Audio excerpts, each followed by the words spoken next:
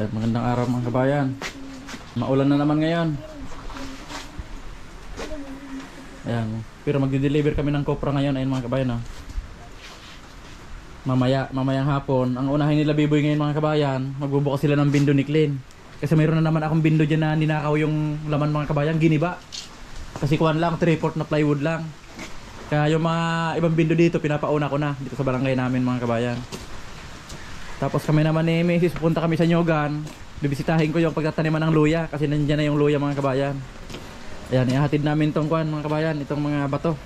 Ayan, marami pa dito. Sinasabay ko na bawat punta namin ng Nyogan, nagkakarga kami. Ayan.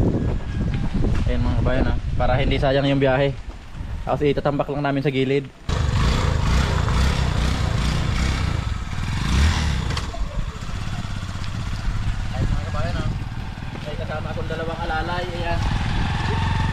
Para may katulong ako maghahagis sa sobrang.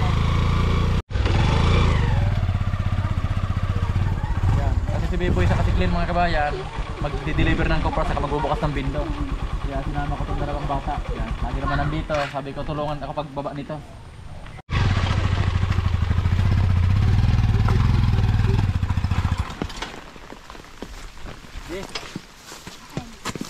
Igde, hagis ang igde.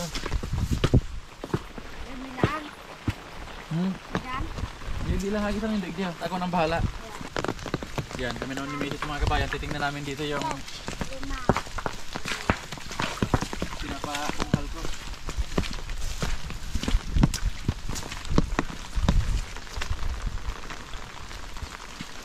Yan mga kabayan, no? Mawaghag na. Tamang tama ng pagtaniman ng luya. Yan. Kaso hindi makatuloy-tuloy ngayon mga kabayan kasi araw-araw na naman umuulan. Halos isang taon na rin ito mga kabayan. Kaya yung ibabulok na, oh. Ayun, oh. Yung mga tuod, pungo. Ayun, oh. Yung mga malalambot na kahoy, nauna lang nabulok.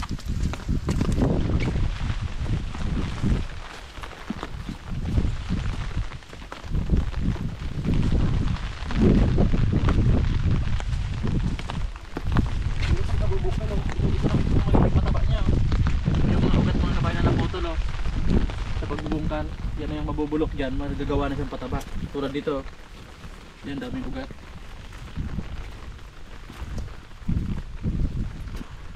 Yan, saktong-sakto dito mga kabayan yung binili kong 2 sako hanggang doon sa dulo na yun. Kung hindi umuulan, tapos na sana itong mabungkal, oh. Maganda na pag nabubungkal na, oh. Nalambot na mga kabayan, oh. Ano kaya kung mataba dito yung luya? Malalaman natin yan mga kabayan. Kasi dito sa lugar namin wala pa naman ako nakitang nagtanim talaga ng luya. Kaya yung ginagawa ko puro subok.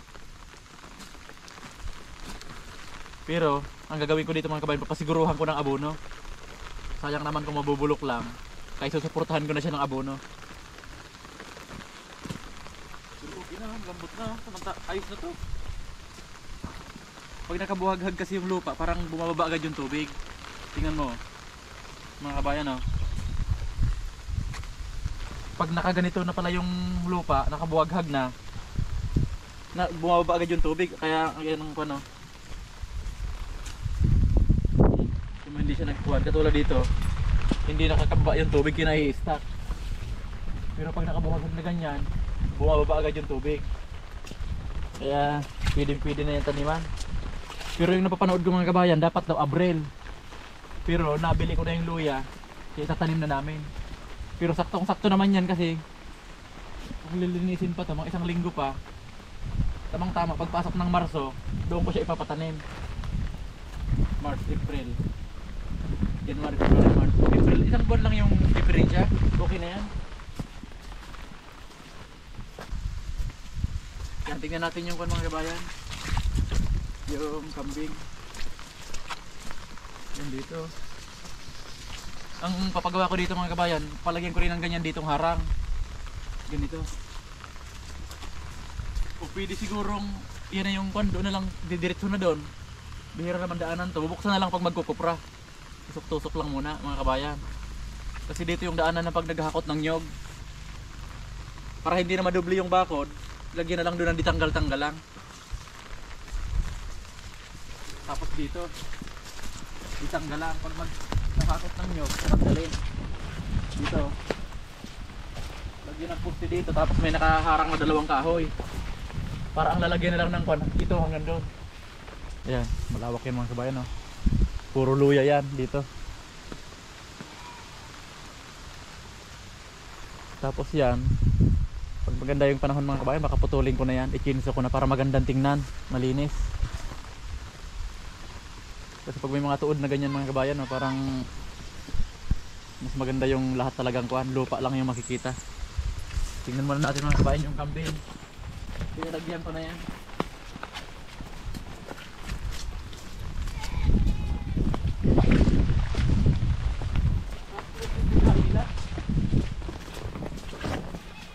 Yan, di bali ito mga kabayan, bibilhan ko to ng yero sa sunod na deliver, kasi ngayon magdi-deliver sila Clean. Sa sunod na magdi-deliver kami, ako na magdi-deliver, diretso na ako bili ng yero. Ayan, kaya naka ganito muna to. Kukuha lang ako ng itak para maka yung itak dito naman, diba?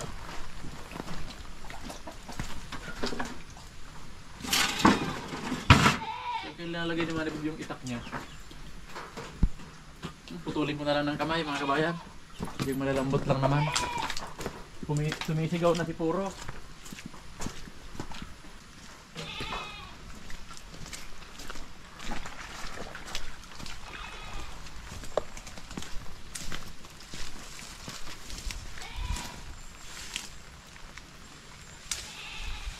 Mga kabayan, madali lang balikin ito. Yan, nakita ko ganito yung kinakain nila, kaya ito yung ibibigay ko.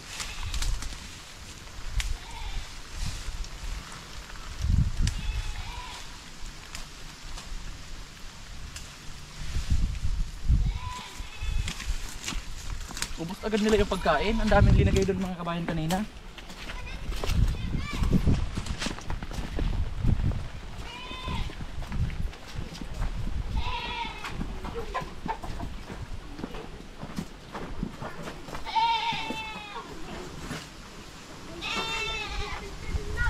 Yeah.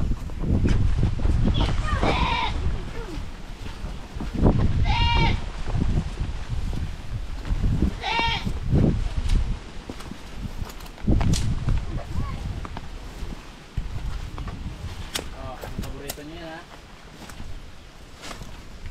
Hindi kaya makalabas, maulan.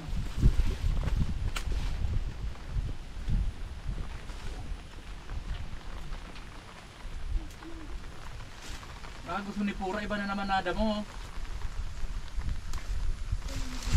Lagyan natin ng ibang dahon. Apir, hanap ka na doon sa taas ng itak. Akit ka doon sa taas. Hanap tayo ng ibang klaseng damo. Subukan natin kung kainin nila.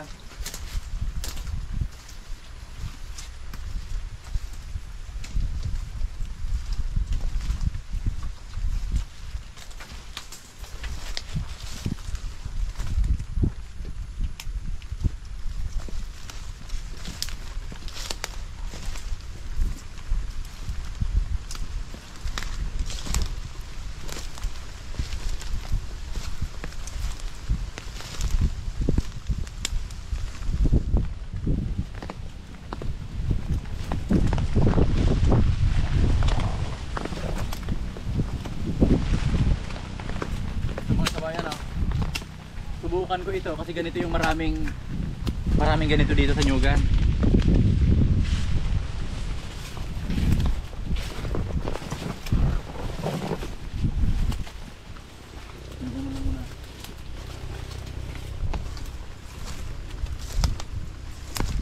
Ang bilis kainin ni Puro.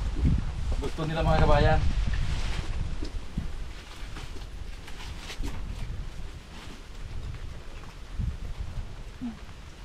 So, tignan natin kung kainin nila. Kuha kang ganitong klaseng kuan, apid, ganito hanam, alam mo ganitong kahoy. No. Hanap tayo. Kakamantag hakot. Punuin natin dyan. Para balikan sila dyan bukas na.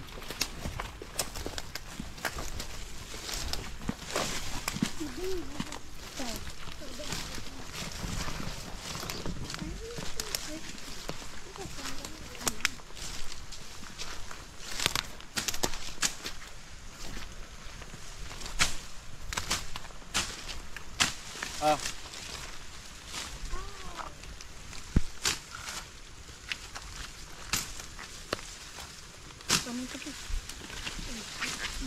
Damihan muna natin. Ganyan ang gusto nila eh. Ganyan ang ibibigay natin.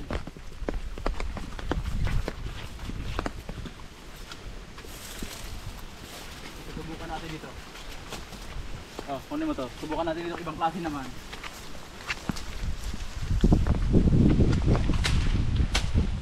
Ito natin ito mga kabayan. Daming pwedeng pagpilian nila dyan oh. Kaso ngayon mga kabayan, nakakuan sila, nakatali, kaya inaobserbahan ko lang yung gusto nilang kainin.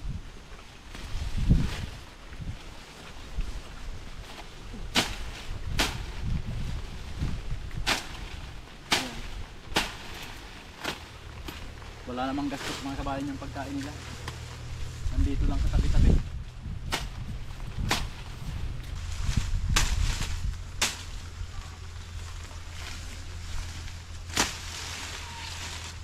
Tama na to, ang dami na to.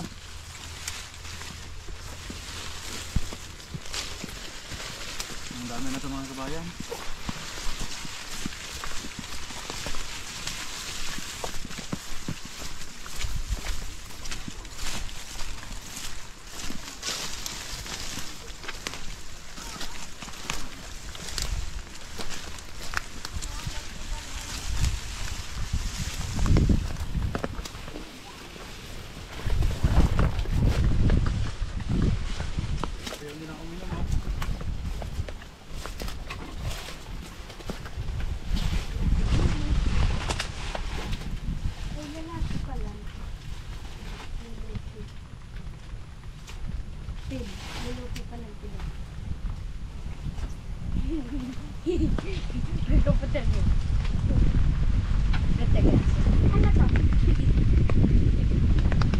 Ilang piraso yung hinukay niya?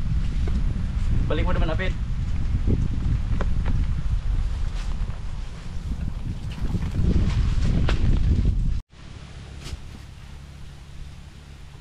Tatanim ko ng mga kabayan yung kuan, yung mga binulot namin kamuting kahoy dito. Kahit kuhanan lang muna ng kuan mga kabayan, ng talbos. Ito yung pagtanim namin yung mga kabayan ha. Tumubo na dito.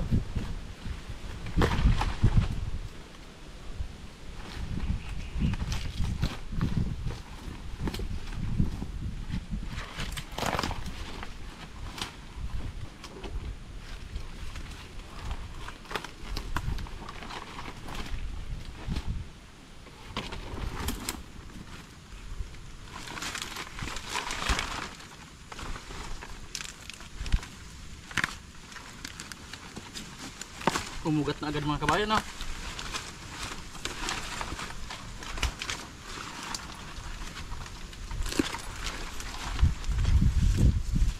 Sayang kasi mga kabayan, baka mabulok. Yan, kung sakali magtatanim na kami ng kuhanan ng laman, puputol na lang dito.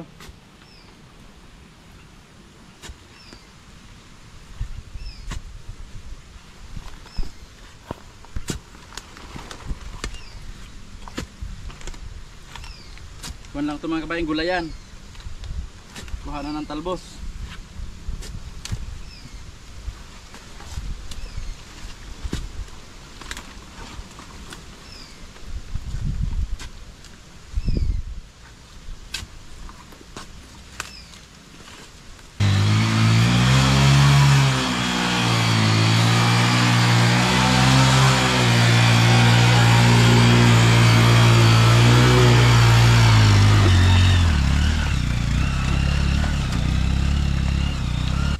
Kuhanan lang natin ang gulayin yan.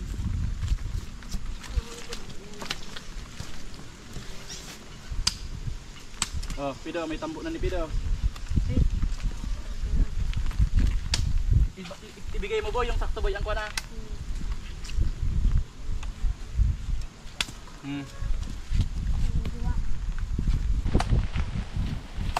Uy na mga po niya ang batay kayo.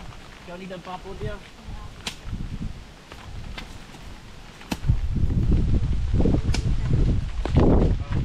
Kamada na rin dito po. Kamada pa lang. Kamada. Ako, una po uno. Maribong ka po ya.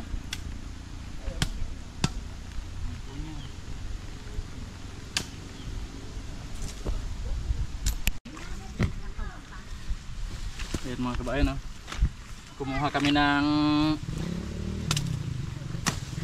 lalagain kahit pa isa-isang dakwan laman.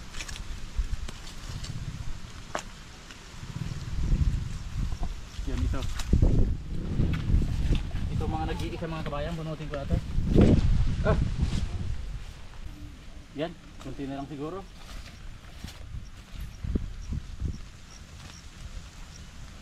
Ay, nabubulok mga kabayan, ha?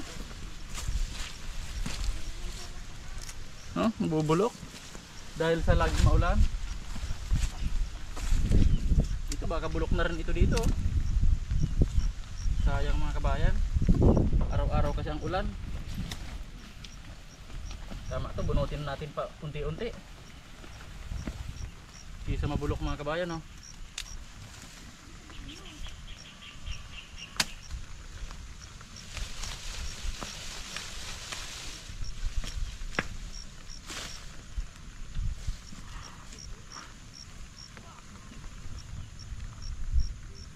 Ibang amoy ng mga kwan.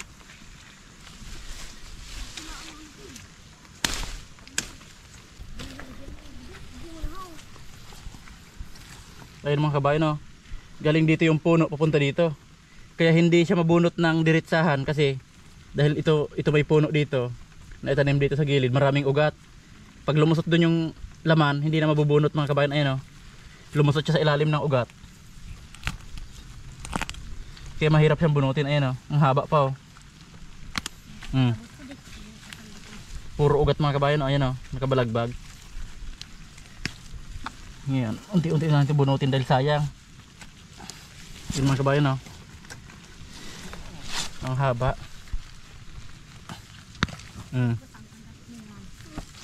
Nakaibabaw yung mga ugat dito. Kaya pag ganun ang hugot, hindi kaya. Yan, ito mga kabayan talbos, kunin na namin. Yan. Gagataan namin ito mga kabayan. Masarap gataan to.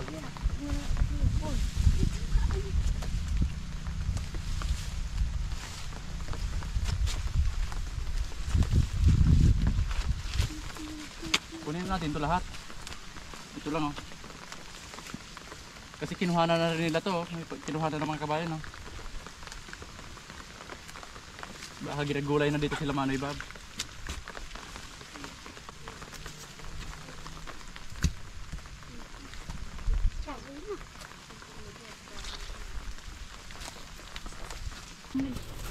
Yan, ito naman kabayan nakuha namin, no? Gulayin. Let's go. Hawakan mo, Ped.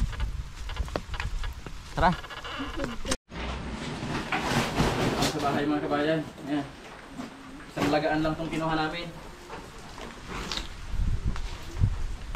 Ayan, ang sarap nito mga kabayan. Bagong bunot. Ayan. Lalagain na namin ito ngayon mga kabayan. Merienda. Ayan. Tapos ihiwalay ko tong talbos ng kamuting kahoy. Ulam namin to bukas. Ayan, gagataan namin yan mga kabayan. Masarap yan. Ito namang kamote. Ulam na namin to ngayong hapon. Ayan, yan mga kabayan. Libre na yan. Hindi na binili. Pag binili yan sa palengke 20. Isang ganyan lang kalaki.